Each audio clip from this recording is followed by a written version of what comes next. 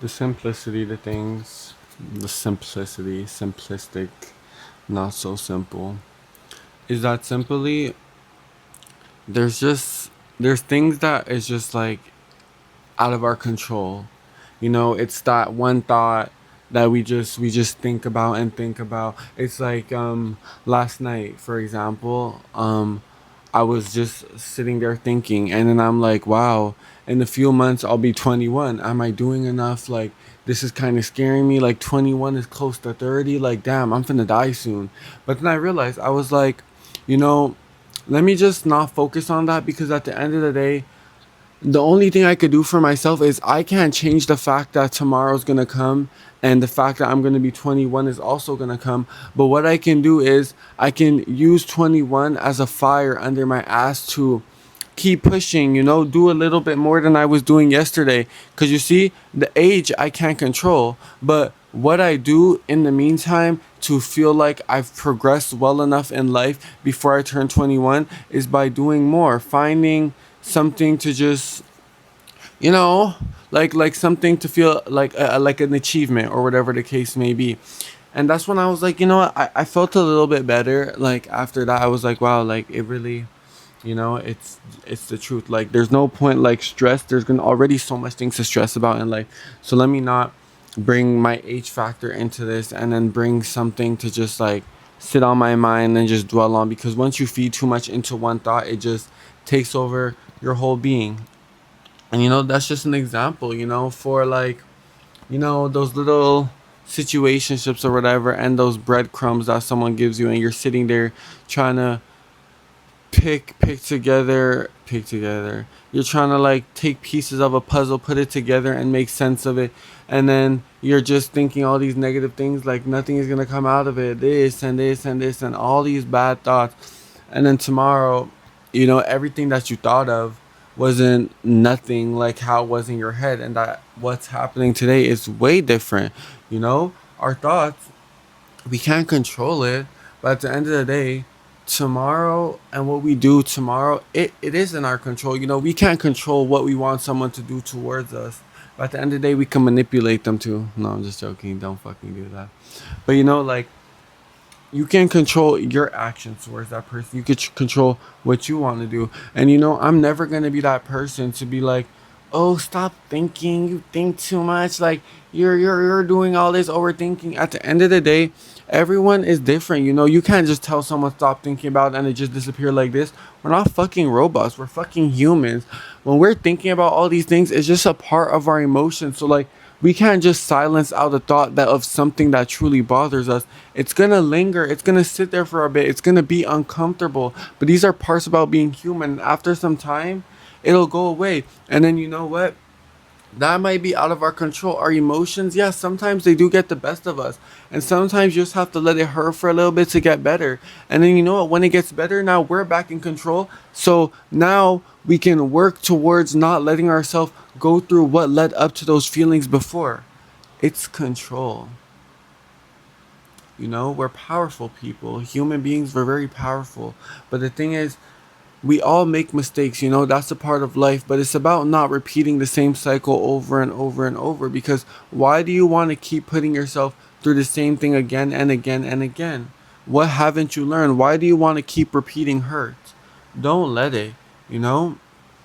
We're in control, at the end of the day, how people act towards us is out of our control. But if someone is negative towards us, we shouldn't let that dictate whether we stay a good person or go bad and turn sour how they are. Yeah, it's like, just keep being good. It's like we're in control of who we are today, who we are tomorrow. Our emotions are one thing, but our well-being and the person we are, as in how you want to present, whether happy, no, I can't say that because that's about emotions.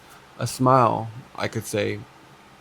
A lot of people, they smile through the pain. You're strong people to do that. Not a lot of people could do that, but you have to realize, like, what you go through, whether good or bad. If you're feeling happy, mad, or sad, how do I say this? It's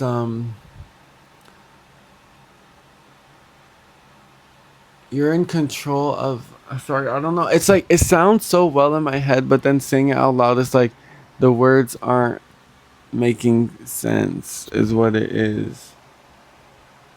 How do I say it? It's like you're in control of how, like how you your demeanor. I guess we can say, like, you're angry, but the thing is, like your anger, like the anger in your head, it's a lot, like it's really like a static and it won't go away. But when someone talks to you, it's a choice. Well, it's kind of hard because when you're angry, you're more lenient on like angry like answer. And again, it depends on the person you are. You might answer a little stubbornly or like with a little annoyance in your voice because you're just like not in the mood. But then there's some people who are a little bit more patient and they can like try to like they're trying to fight it off, and they can answer you subtly, not like too happy or too angry, but just like in the middle of it both. And I give props to you for that. I give props to you for that. The thing is about control, it's like me, I'll admit I'm a control freak. I do. When my life doesn't feel like it's going by a certain script or in a way that I see in my head, I feel like I start to spiral for a little bit, but then I always come back and I realize, now you could do this, now you could do this, now you could do this. You always have to fall to get up 10 times better. I've learned through experience and just hardship and all that stuff to become a very patient person. So now in life, I feel like I'm not in a rush. I'm not doing nothing. Like, I'm not sacrificing myself just for what I feel like is a greater good. It's about taking your time. It's about living in the moment, and it's about just realizing that there's things that we can do something about, but then there's just things that are out of our control. And at the end of the day, we have to stop. What we can do is we can't completely erase it, but we can try to like find other things to just get little things off our mind. It's always gonna, like, that little voice in your head, it never fully goes away, but at the end of the day, we can try to like not let it affect us as much as like we let it. Like, if you're gonna sit there, no phone, no nothing going on, and just let the thought just marinate, see, that's gonna help bother you.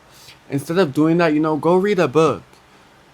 Go outside, go for a walk, go watch TV, go do something. Because when there's a loudness, like a TV playing, at some point you get like so in tune in the TV that after you'll be like, wow, like I forgot that I was even thinking about this.